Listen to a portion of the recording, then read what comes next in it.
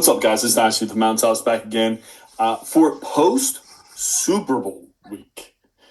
Can't even say a week anymore because football is now over.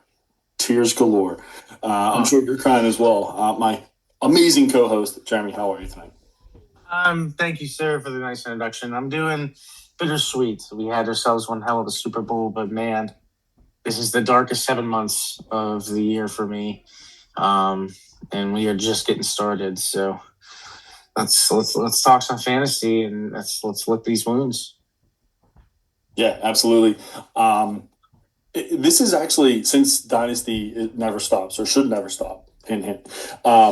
This is actually a really exciting time for me, is right after the Super Bowl and getting into like the draft season. Even though I barely have any draft picks, I always want to know who I could draft if I have an opportunity to, if I want to make that move. So I'm always excited about this season. But yeah, it's very sad that we don't actually see real football for, like you said, 7 months, which, wow, sad. I heard like over 200 days, which is even worse to hear. So anyway, now that we teared up too much, we're going to talk about the coaching carousel as well. It's kind of wrapped up for the most part. There's still a few offensive coordinator positions that are out there that still matter to us in fantasy. Obviously, we're going to talk about the Super Bowl, what happened there. I'll give you the update on second season, let you know how that went for your guy here. And then we're going to finish it up with a little bit of a different twist that I don't think we've done before. We've done something similar, but not the same.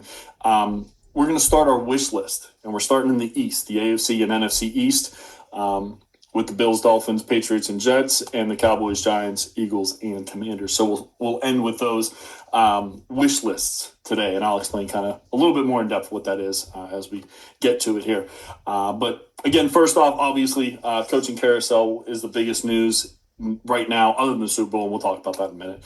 But Michael LaFleur hired by the Cardinals, former offensive coordinator of the Rams, so touching Sean McVay, of course, always a good thing. We'll see how that works out for the Cardinals. Todd Monken, hired by the Browns, former offensive coordinator of the Ravens. And then Clint Kubiak, hired, I guess, yesterday, because he couldn't get hired before that, to the Raiders, even though he said something after the Super Bowl anyway. Former Seahawks offensive coordinator, former Super Bowl champion Seahawks offensive coordinator. Let me rephrase that. So, yeah, out of these three, which one, did you think was the biggest hire, I guess? Which one were you most excited about? I'm most excited about Clint Kubiak getting hired. That's going to be fun to see how he's able to incorporate that Seahawks offense to the Raiders. Who's going to be – we get to answer these questions. Who's going to be who? Who's going to be the JSN on the Raiders? Who's going to be – the AJ Barners and who's going to be, these key pieces that he had utilized, the Kenneth Walkers and the Charbonnets. How is this Raiders team, who are on the brink of a rebuild, going to be rebuilt around Clint Kubiak? I'm looking forward to seeing how that gets handled. Yeah, no, absolutely. I'm kind of excited for it because you have Mendoza coming in there, supposedly almost guaranteed at this point already, even though for the sake of the conversation, let's call Mendoza there for the sake of the conversation. You have Bowers, you have Genty, so you have players. You have no wide receivers proven yet. I like one of them. Obviously, I like Jack Besh, but we'll see if that actually works out or not. And a pretty bad offensive line, one of the worst offensive lines in football. Let's be real here. And a pretty bad defense outside of Max Crosby. So, there's a lot to clean up, but you have three pieces that can start an offense for sure. So, kind of interested in that. I am always interested in the Sean McVay tree because it seems to work. At least a little bit. They at least get hired as head coaches. I don't know how successful they've been, but another one gets hired with Michael LaFleur, hired by the Cardinals. Again, have some really nice offensive pieces. We're not sure what's going on running back wise, but Harrison Jr. I haven't sold on yet. I still think he could be a guy, one of the best in the league. And they have arguably the best tight end in the league, with Brock Bowers, Trey McBride. So they have some big offensive weapons. Michael Wilson, I think, is still there too. So he'll be a nice second receiver. So they got a nice three-headed monster receiving game at least. And if they can figure out who the running back's going to be, it could be fun. Figuring out who the quarterback's going to be is going to be the biggest question though for them. So we'll see what happens there. But that's the one that I'm most intrigued about. And then what do you think about the Todd Monken to the Browns? I felt like it was, okay, no one else wants to come here. I think that's what it was. I mean, the reports came out that he was their number one priority, but you heard so many coaches prior to Monken's offer withdraw their names. So the whole situation is a little sketchy. I kind of agree with you in regards to, I don't want to say this is the last guy that wants to take the job. I just don't know if they had many options to pick from. So best of luck to Todd Monken. It's not a knock on him or his coaching style. It's kind of a knock on the Browns organization. Let's be blunt. We'll see how they do it, because they churn out head coaches like they churn out quarterbacks. So let's see how Monken handles his hire. Yeah, absolutely. And it wasn't a negative thing on Monken. It was just kind of like no one really wanted the job. I felt like you were saying, and again, I'm not bashing Todd Monken, but he was the person that halfway into the season was like, Derrick Henry, who? Let's just throw the ball. So I don't know if I would like that on my team, but he is an offensive head coach, so we'll see what happens there for a team that has a really good defense almost every single year. So the thing they need to work on is the offense, and they don't have many pieces on that offense. So we'll see what happens with that. Trying to be as nice as possible here, to be honest. So, anything else head coach wise did you hear about or wanted to talk about? No, head coach wise, no, but there's been a good slew of offensive coordinators that were hired these past few weeks. Yeah, so since the last 2 weeks, great segue, sir. Thank you. Nathaniel Hackett was hired by the Cardinals. Mike LaFleur, like we said, was the head coach, so we don't know how much he's actually going to be the offensive coordinator, but former Jets offensive coordinator, former Broncos head coach, we know how that went pretty horribly. Declan Doyle, hired by the Ravens, former Bears offensive coordinator. Pete Carmichael Jr., hired by the Broncos, former Broncos senior offensive assistant. So pretty nice promotion for that guy right there. Travis Switzer, hired by the Browns, former Ravens run game coordinator, so that kind of makes sense. Todd Monken brings in his run game guy as his offensive coordinator now, so they kind of stay together. Matt Nagy, hired by the Giants, former Chiefs offensive coordinator, and he was the head coach for the Bears? Correct. 2-8 Bears, yes. Yeah, the rough Bears. Yes, the rough Bears. Frank Reich, hired by the Jets as their offensive coordinator, former Panthers and Colts head coach.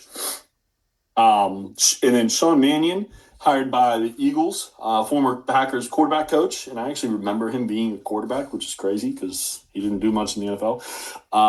Brian Angelic, he's for the Steelers, and I still can't say his name. Angelico? Works for me. Angelico? I don't know. It's close like that. But he was the former Vikings passing game coordinator, so that kind of pairs well with a McCarthy run game system. At least I think he's a run game guy. So they might pair pretty well for the Steelers. We'll see about that. But that's not the one I want to talk about. I know you wanted to talk about one of them even more. So go for it, sir. Yeah, I'm going to be in the minority here. I'm going to be a little bit positive about the Matt Nagy hire by the Giants. Yeah, man. Looking at your reaction here, I wish the viewers could. But yeah, I'm going to be a little bit positive. Maybe it's because I have 3 shares of Jackson Dart that I don't want to get rid of. But maybe I'm trying to look at this glass half full. But let's go wheels up on Matt Nagy. He's worked with Patrick Mahomes in Kansas City. I expect him to work the same way with Jackson Dart like he did in Kansas City and use it kind of like a blueprint. I honestly believe that Nagy can provide offensive structure He's also a part of the John Harbaugh coaching tree, or excuse me, the Andy Reid coaching tree, which is along with is John Harbaugh. So we have Andy Reid, two Andy Reid disciples now on this team, with Matt Nagy and John Harbaugh. Now the coachings. To be honest with you, Nagy's offensive philosophy is kind of rooted West Coast with Andy Reid, and which is very similar to what Jackson Dart was working with at the end of the season under Mike Kafka. It allows, in my opinion, Jackson to build on familiar concepts. So I'm willing to be a little bit more positive on this as I possibly can. I think it's not necessarily the Matt Nagy hire. It's just what kind of names were out there and what kind of availability was out there. But to be honest with you, sitting back and looking at this, I think I'd rather take the guy who has a proven history of building arguably the best quarterback in the league than guys who are on the Rams who are hotshot names or hotshot, interviewees. These guys aren't getting the head coaching jobs or even the offensive coordinator jobs that they're seeking out. Yet Matt Nagy continues to get these positions. There's something that we're missing here as viewers, and I'm willing to find out, and hopefully that could be exposed with Jackson Dart. Yeah, I guess from the way you explained it makes a little bit more sense for me. I just worry because I know he was the offensive coordinator for the Chiefs this past year, and it was one of the worst offensive years for the Chiefs. They didn't make the playoff. That's what worries me is after the Bears head coaching disaster and then the offensive coordinator, what he's been the offensive coordinator this past year for a team that didn't make the playoffs, that was the perennial playoff team, perennial Super Bowl team. It kind of worries me a little bit for the Jackson Dart, the Cam Scadaboo, Neighbors, and we'll talk about hopefully another receiver later on. When I heard the hire, I was like, oh, okay. So I was pretty surprised. Definitely not a flashy hire. I was not fist bumping in the air when this hire was done. I was not super excited, but it's a hire that has been done nonetheless, regardless if I want to complain about it or regardless if I want to sell my shares of Jackson Dart, whatever the situation is. The reality is that it's a hire that's happened, and I would much rather keep my Jackson Dart shares and roll with this Nagy stint at least for a season or two. I like it. And then I just wanted to real quick touch base with a guy I don't really know too much of because he was the offense coordinator for Ben Johnson. So what's that, holding the clipboard? Declan Doyle, hired by the Ravens, he was the former Bears offense coordinator. He made the lateral move to be able to call plays so he could prove himself, is what it sounds like. That's what I heard. But this is already the first person that's kind of been under the Ben Johnson tree, I guess. It's been a year, so I don't know how much you can learn in a year. Hopefully a lot for this guy. But we'll see if he brings out the same kind of system as Ben Johnson, because obviously it works. It worked in Detroit. They're not as good on offense without him. It's worked for the Bears. They're better on offense with Ben Johnson. So obviously something he does definitely works. I wonder if Declan Doyle's going to be able to bring that to a Ravens team, especially with obviously all-star, superstar Lamar Jackson and Derrick Henry for that matter. Love the call out, and it's a good piece to call out, regardless of it being a year. It is the first disciple of the Ben Johnson era coaching tree. So let's see what happens with it. The Ravens offense has been kind of ugly in the eyes of fantasy. Let's see if Coach Doyle can make them not be so much. He has the weapons to do so. Let's see what happens. Yeah, absolutely. So don't want to talk too much about coaching, but we did want to bring that to everyone's attention at least, because these guys matter when it comes to our fantasy teams. If you have a crap coach, you're probably not going to be very good, which means you're probably not going to be able to have a very good offense. So hopefully, and I can tell you that as a true Steeler fan, I can tell you that is true. As we have not had great offensive coordinators in the past and a defensive head coach. So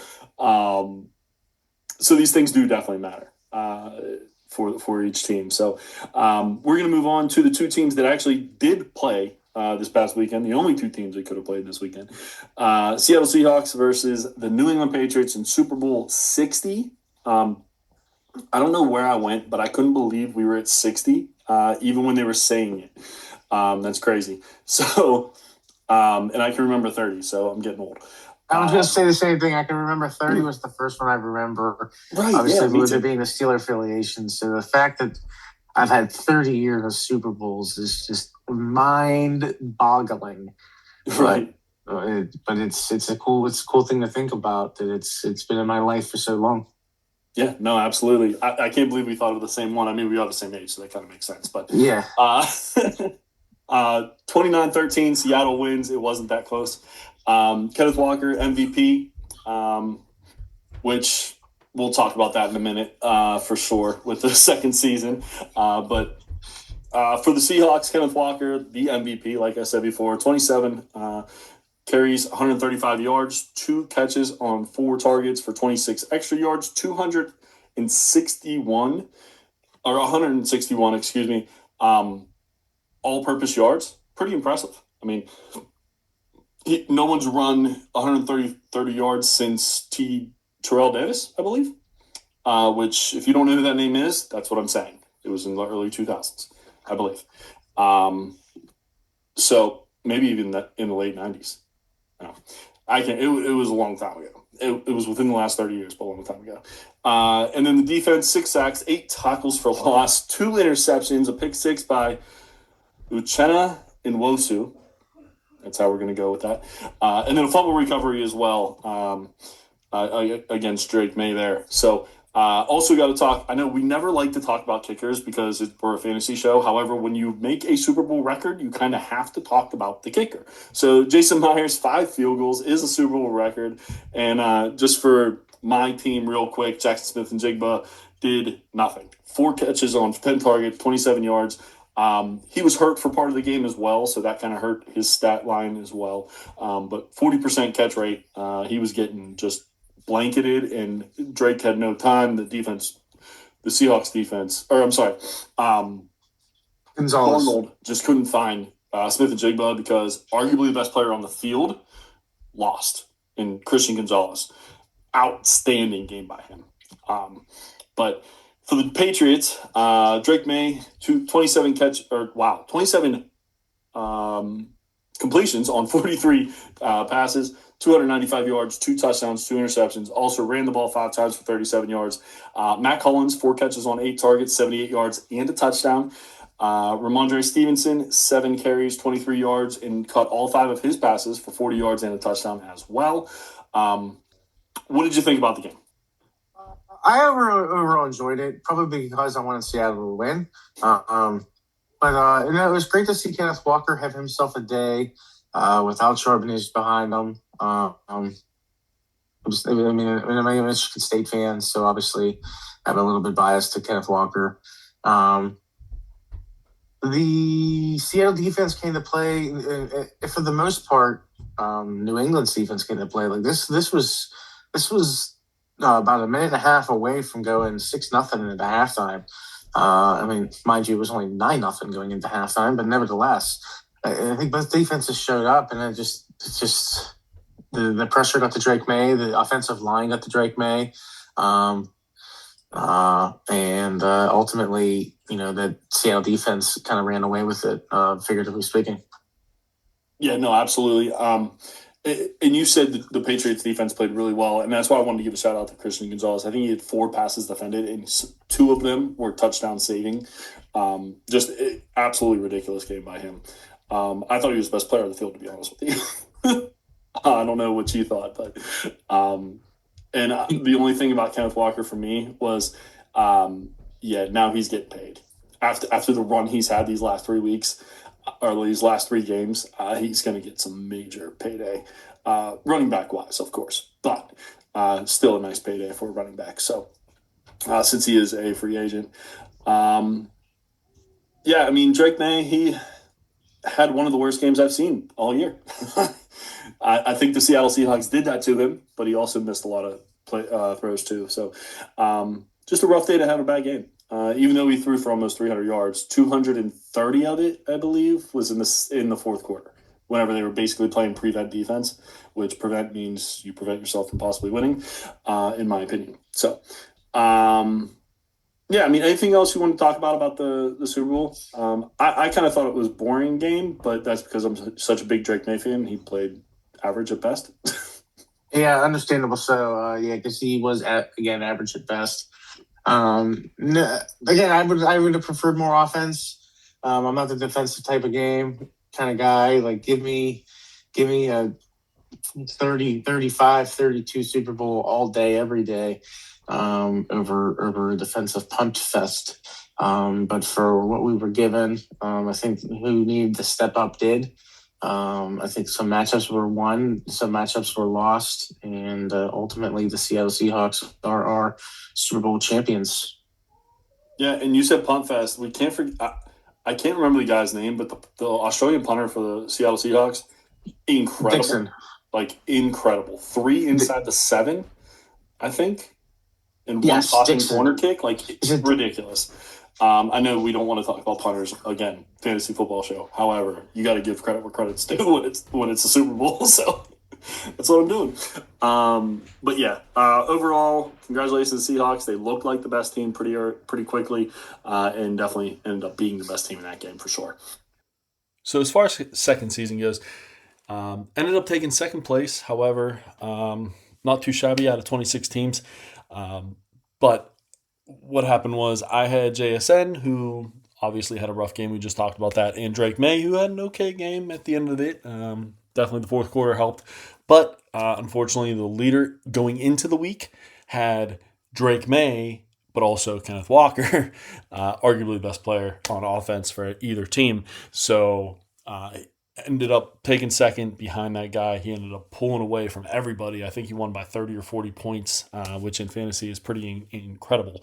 But always a fun game to play second season because it's something a little bit different, but it's also still fantasy. So you're still using your fantasy knowledge just in a different way. And I always have so much fun doing it. So I recommend it to a lot of other people. Hopefully we can get more people involved in it and it becomes a little bit more popular and we can talk about a little bit more next year. So we have a lot of time to talk about this wish list. Um, we are going to start with the AFC East. And what this wish list is basically Jeremy did this based off of the NFL. So what does the team actually need for the NFL? And then I'm going to kind of make a twist into it for fantasy as well, kind of tie it together. And I know, Jeremy, you have some fantasy pieces for yours as well, too. So for the first one, Buffalo Bills, we both said the same thing because it's so obvious. The Bills need a number one wide receiver for Josh Allen. They got rid of Stephon Diggs and whatever, that's fine. But you had no one to replace him.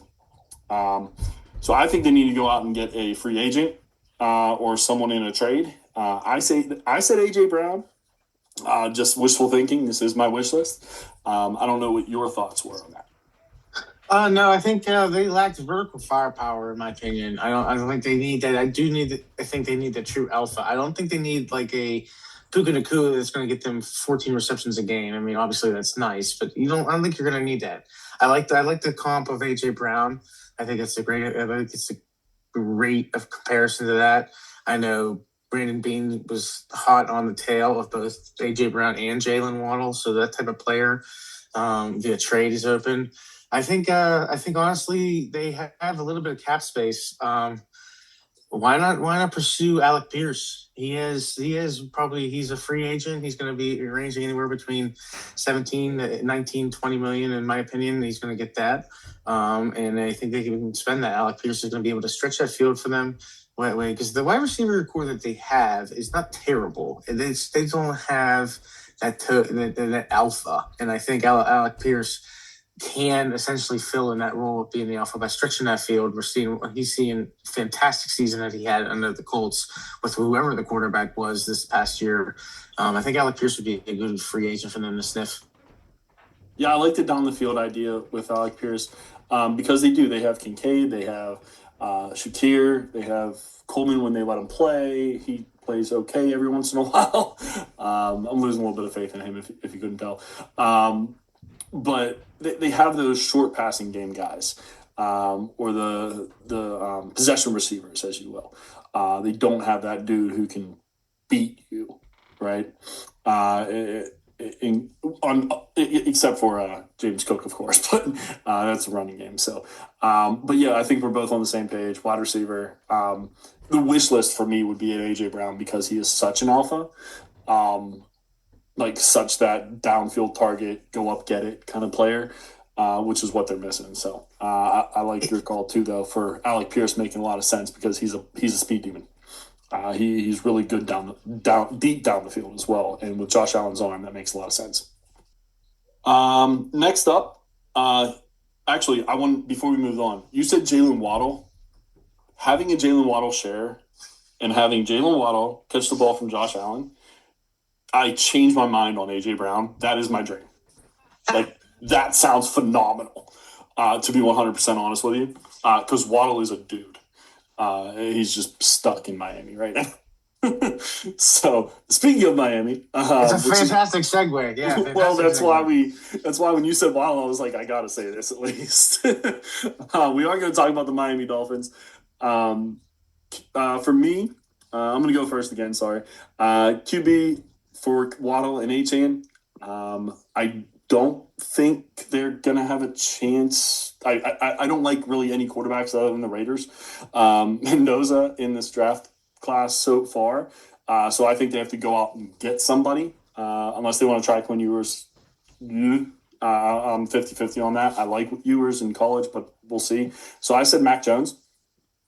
He'd be able to get Waddle the ball if he stays here in Miami, and also he'd be able to help out Achane with passes outside the flat, stuff like that.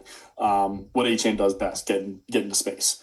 So that was the guy that came to my mind first for the Miami Dolphins. No, I like the call. Mac Jones is definitely somebody who is going to benefit from being under the Kyle Shanahan tree for here for a little bit. We were already seeing significant improvement with him as a 49er, as we did as a New England Patriot ever in his career. And he's playing backup. So yeah, I love the call Mac Jones. He is a free agent. So let's see exactly how that happens. I'm going to go kind of in the opposite way. I think anywhere between the realm of a soft rebuild or a total reset is probably necessary due to combination of the current coaching changes, GM changes, cap constraints, and right now the current roster isn't winning. Like, for example, Tua. A rebuild will allow them to move on from Tua. He's been declining each year. He was benched late in the season for Quinn Ewers after throwing 15 interceptions as a career high. And Miami, I believe, is at the 11th overall pick. So they are in a prime position to, if they want to pursue that quarterback or build a bridge for the future, they can still kind of maneuver something like that. But Miami is also in what they refer to salary cap hell. They're currently one of the worst situations, to be honest. They are 16, anywhere between 16 to 20 million over the cap right now. And they're Tyreek Hill, who's due about $50 million, exploded his entire knee and leg. So who knows what's going to go on with him. And then when you have the Tua situation, if you're going to keep Tua, so be it. But if you do want to move on from him, you're going to have all kind of dead money on Tua and Hill affiliated with it. So I think they are in a position here where they can sell what they have, Jalen Waddle, Tua Buffalo, for Mickey's sake. But I think they're in a position here they can sell what kind of pieces that they have, see if Tua can get sold for some type of bridge quarterback in another team. Maybe send him to Minnesota, have him be the competitor toward J.J. McCarthy, something on those lines. Because I know that they are looking for a veteran quarterback, but I know that they're not willing to give up on McCarthy just yet.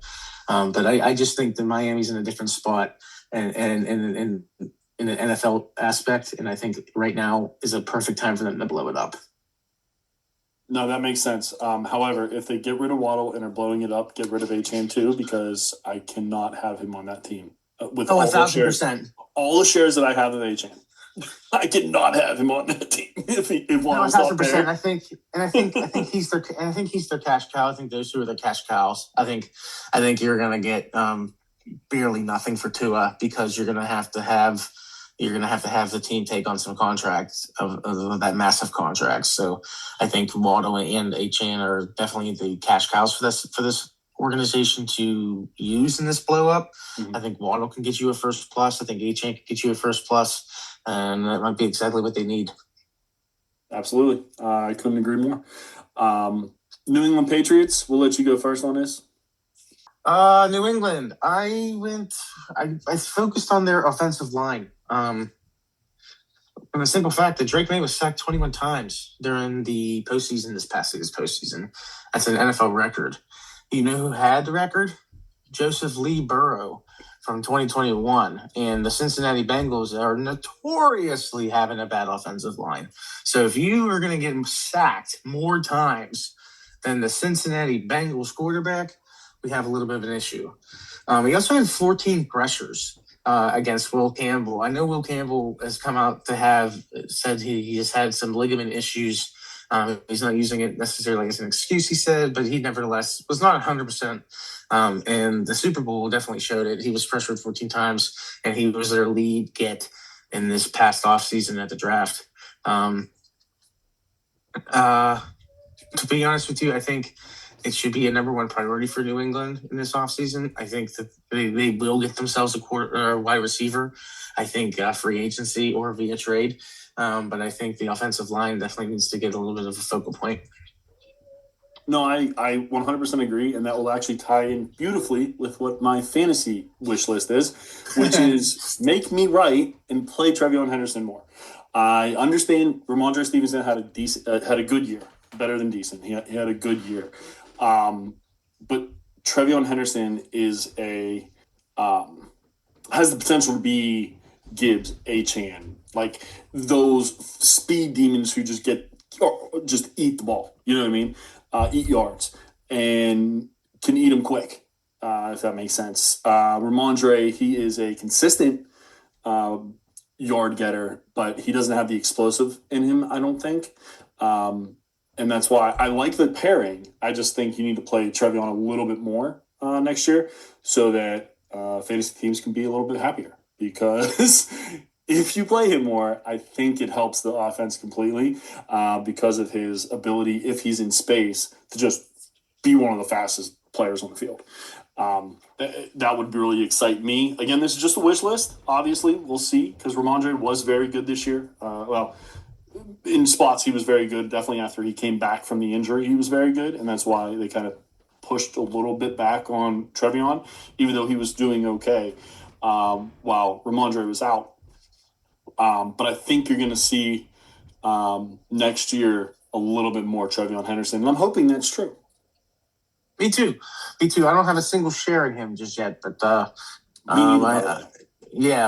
do for the sake of sport, for the sake of the rookie attachments that we get with these players. I am hopeful that he comes out of his shell and he has a little bit more time next year.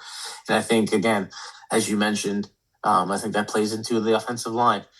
We get the offensive line cleaned up. That offensive line gets Drake May some more time, keeps Drake May on his feet, and opens some bigger holes for our running game. Absolutely. And funny thing, we'll go to the Jets here. You said the offensive line for the Patriots. I didn't want to say that back to back. So because I said it about the Jets, they need an offensive line. I didn't want to say it about the Patriots, but you were 100% right. They do need to beef up the offensive line a little bit more. Hopefully Will Campbell just had a bad few weeks and was hurt, and he'll be good next year, but we'll see. So for me, for the Jets, it's offensive line because they need everything except for Garrett Wilson. And the first thing I would do in a draft like it looks like it's shaping to be right now is focus on the offensive line because you're not going to get a really good quarterback. The wide receivers, yes, they're fine, but you already have a number one right now. Running back, you're not going to get a great running back in this draft outside of Love. Offensively, Now, if you want to go on the defense, I can understand that. This is a fantasy show. I was looking fantasy, so I was thinking offensive line is going to set you up for the following year where there are good quarterbacks coming out from what it looks like. And in 27 and 28, it looks like there's a lot of skill position players that are coming out that are going to be potentially game changers. So I think you beef up the offensive line first to be able to start your rebuild, because there has to be a rebuild, and then work from there. Next year, get your quarterback, or 27, get your quarterback, 28, get another wide receiver or running back, whatever, and you're off to the races.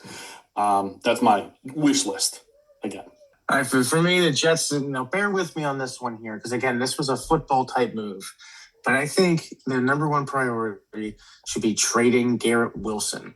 I know it's considered highly unlikely because he's deemed untouchable, but let's break it down. Beginning of or mid-season last season, Jets already started their fire sale. We lost Sauce Gardner and Quinn Williams. They got 3 first-round draft picks for that. Honestly, I think they get at least 2 first rounds plus for Garrett Wilson. Why? Wilson's value, honestly, in my opinion, is at an all-time high. He has 3 consecutive seasons of 1,000-yard seasons despite poor quarterback play. He just signed his massive extension. He just signed an extension for $130 million for a 4-year deal. It was just signed in July, which to me, the money is worth it for the quarterback play that he has been getting. We honestly still have not seen Garrett Wilson's potential. We have a very similar situation that we do in Miami. We have a new head coach. We have a new general manager in the Jets. And honestly, if they're several years away from wanting to compete, why not move Garrett Wilson for an absolute haul? Get a player who has expressed occasionally some frustration with the team's quarterback instability.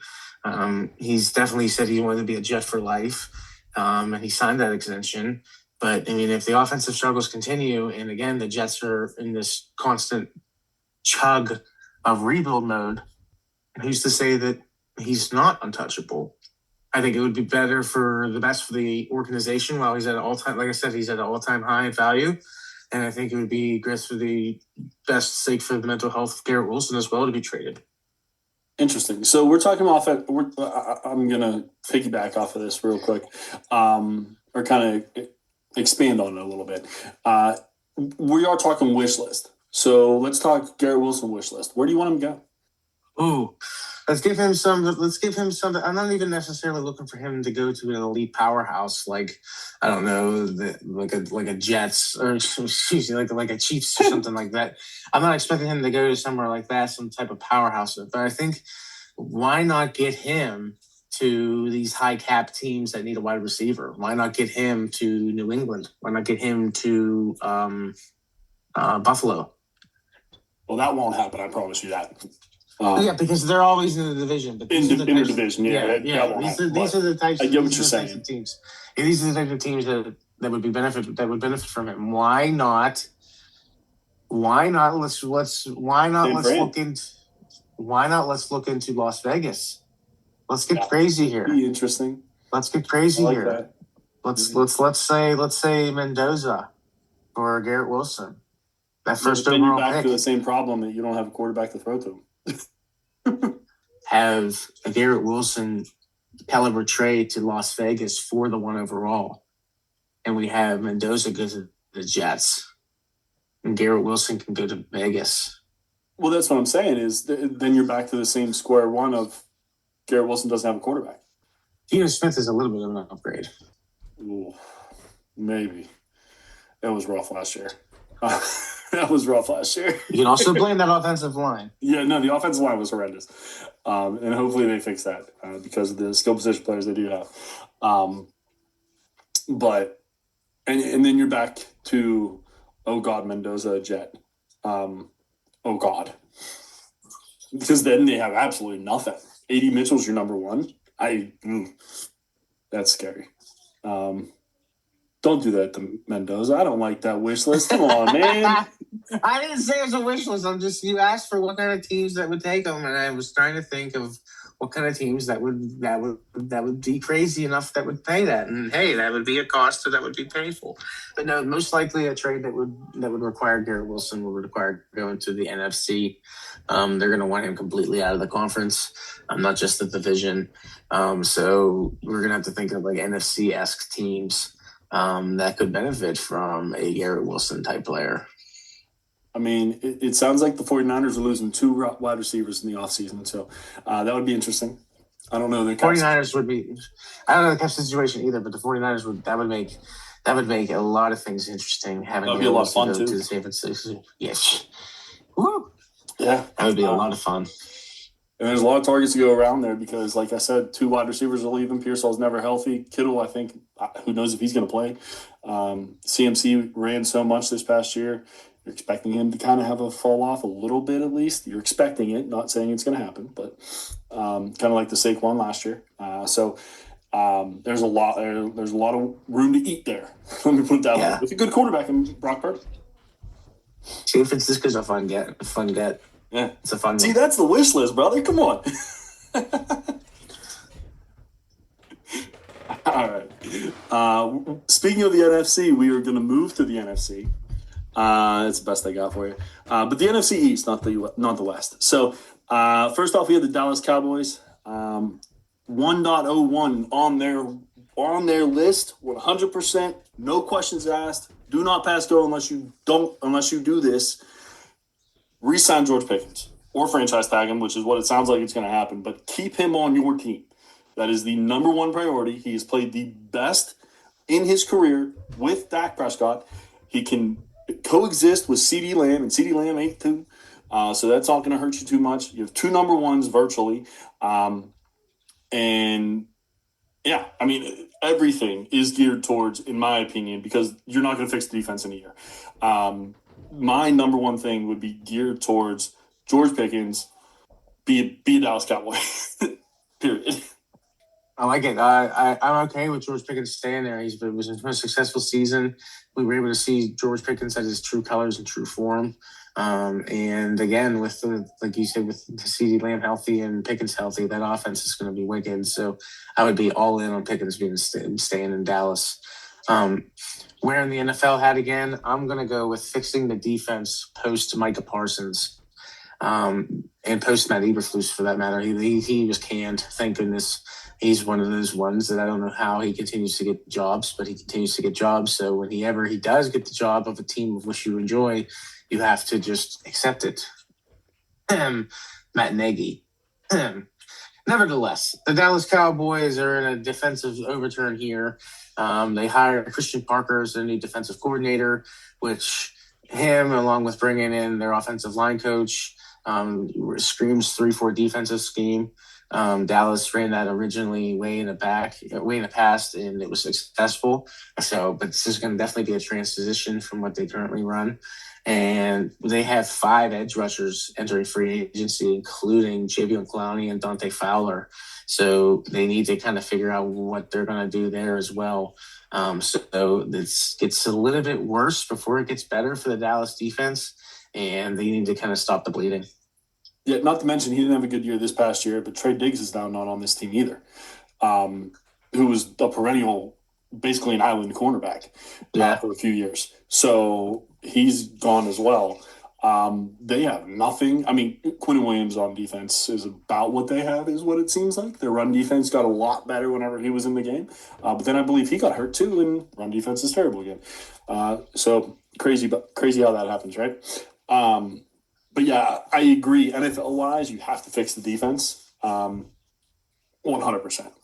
I mean, we talked about it all year. I talked about it every single week. I felt like on our flex radar, whoever was playing the Dallas Cowboys, running back and or wide receiver, you wanted to play. You wanted to use anybody. So they definitely do need to fix that defense. But like you said, it's going to get worse much, much sooner than it's going to get better, unfortunately. Next up, we have the New York Giants, and I will let you start this one, sir. So this is another one where we were kind of hand in it, so I'll let you tag in whenever you wish to tag in, but I definitely feel that this is now the opportunity, as mentioned in the Nagy rant, to build around Jackson Dart. After the rookie season that he had 24 touchdowns, which led to rookies. He had lack of consistent support. However, I think we are walking into this season with a massive question mark on Malik Neighbors' health and availability. So we have to worry about when Malik Neighbors is going to be ready. Just remember, his injury was not only significant and not only multiple ligaments, but the surgery was delayed because he had significant swelling. He didn't get that surgery for 3 to 4 weeks after the injury itself. So you have to put that on a timetable. It's on its own. You got to find a wide receiver too, in my opinion. Which again, I don't want to take too much from you. If that's Wan'Dale Robinson getting re-signed after his 1,000-yard season this season, it depends on what kind of cost he's going to run at. If he wants to stay loyal to the Giants or if he wants to hit free agency, I do think he can hit the Alec Pierce type costs anywhere between the 17 and 20 million, especially again after the season that he had. So it depends on how if they want to do that or build it or get another wide receiver elsewhere. And they also got to work on an offensive line. Again, not to be the offensive line habit here, but I mean, they have free agents like Jermaine Illuminor, who is going to be another veteran right tackle who's going to hit the free agent market if they don't re-sign him. And they got to figure out what they want to do with that as well. So a little biased to the Giants because of Jackson Dart. So I'm a little biased to this as part of the wish list being NFL related, but nevertheless, they got to clean some things up around him. Yeah, I agree with you 100%. I think the number one thing, though, is get a wide receiver. I think they have the 5th overall pick. So whichever one you like better, Cardell Tate, Jordan Tyson, I don't care. They're both big wide receivers who could be a really nice number 2 for Neighbors. Wan'Dale Robinson, he's fine. I would like to have a big wide receiver out on the other side with Neighbors. Neighbors be able to do his thing as the alpha, and then this guy be able to kind of just be a go up and get it kind of player as a wide receiver too. So give Jackson Dart another weapon with Cam hopefully coming back and Neighbors hopefully coming back like we were saying. So and Theo Johnson's still there as well. So I think like Cardell Tate, Jordan Tyson, I think that would be pretty exciting to see on the other side of Malik Neighbors. Yeah, fully agree. That would be a lot of fun. I'm okay with having one of those guys in lieu of Wan'Dale Robinson. They'll be cheaper, and it's a different skill set, one of which the Jackson Dart would benefit from. Absolutely. Moving on, we have the Eagles, and you're first again, sir. We'll go back to back for you. All right, that works for me. Philly, I'm going to go with fixing their tight end room. They have 3 tight ends that can catch a ball. If you don't count Cameron Latu, who they have Dallas Goedert, Grant Calcaterra, and Kyron Granson. All 3 of them are free agents at the end of the season.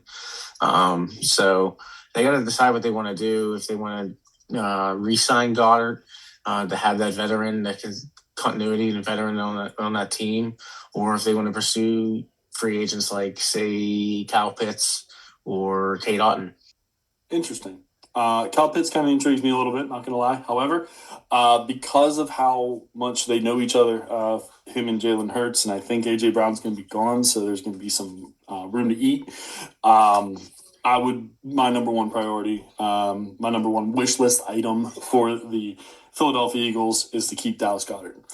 He had a really nice year this past year, and every year he's like the tight end that you aren't upset that you draft and redraft, or have in Dynasty, but you're like, I mean, it's fine. And then he just goes out and has the top 7 or 8 tight end season every single year.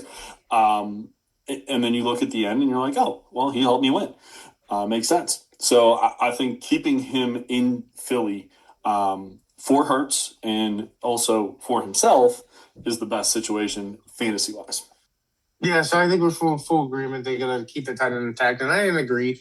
I think it would be nice, little flashy to have a fantasy relevant tight end go to Philadelphia to have a new fresh face in there.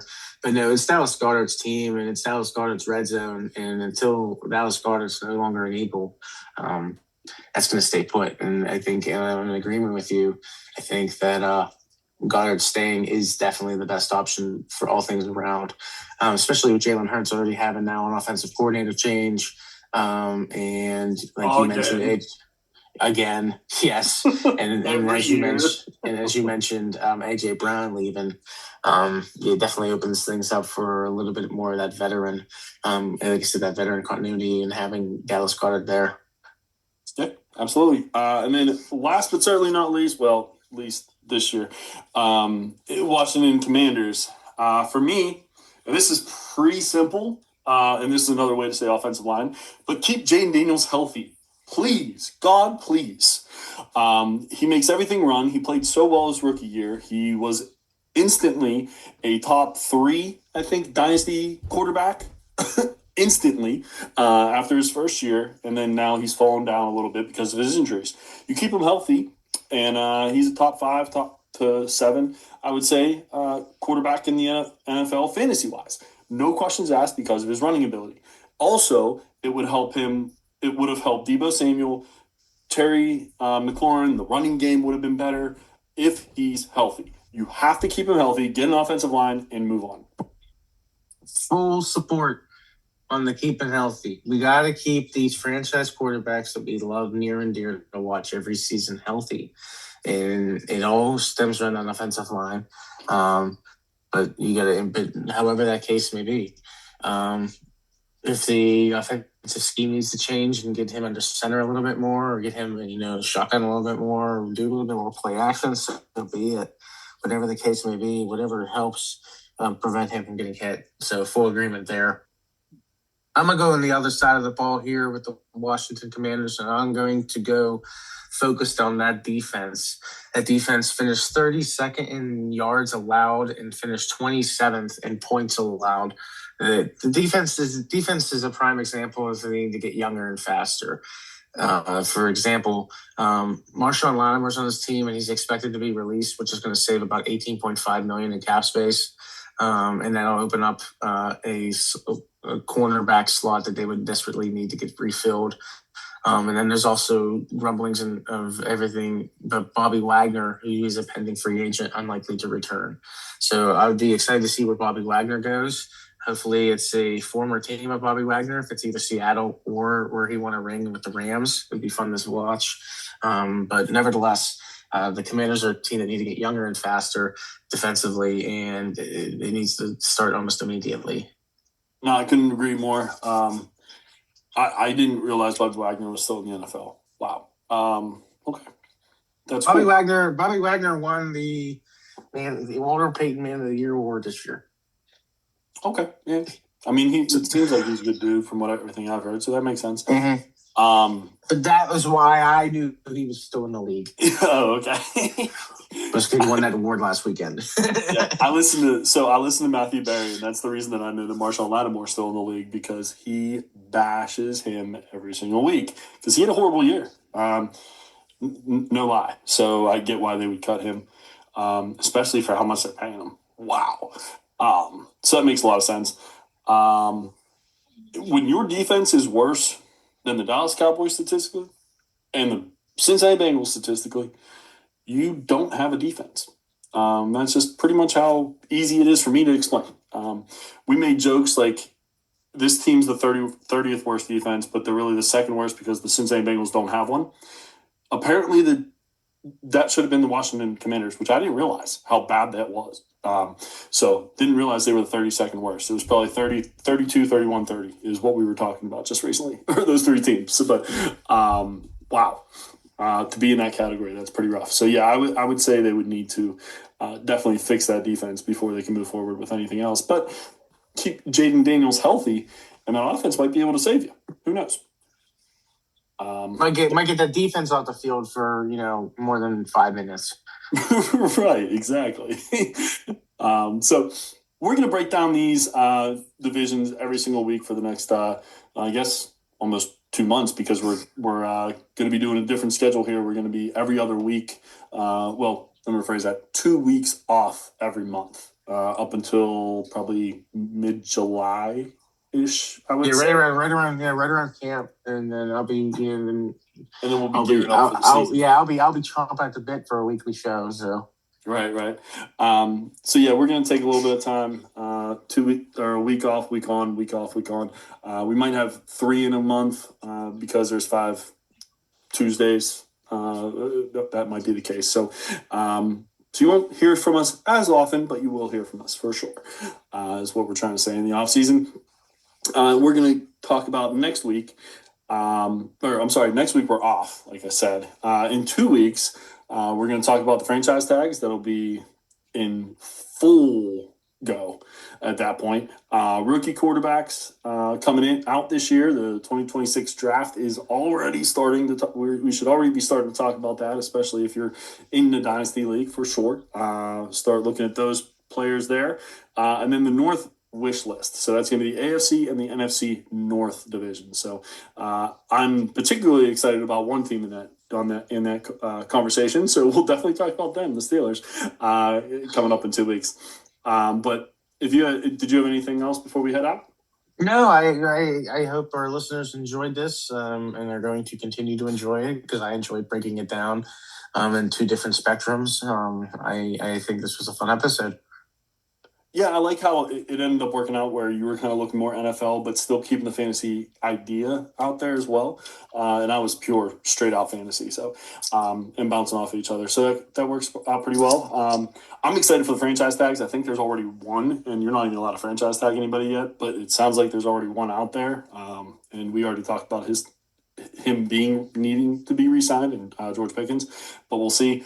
We'll update you on that in 2 weeks. And, other than that, for Jeremy, I'm Mickey. This has been Dynasty Tops. Check us out on Apple, YouTube, and Podbean. Socials at dynastymttops on Blue Sky and X. And then email us, dynastymttops@gmail.com for any comments, show ideas. What did you think about our wish list?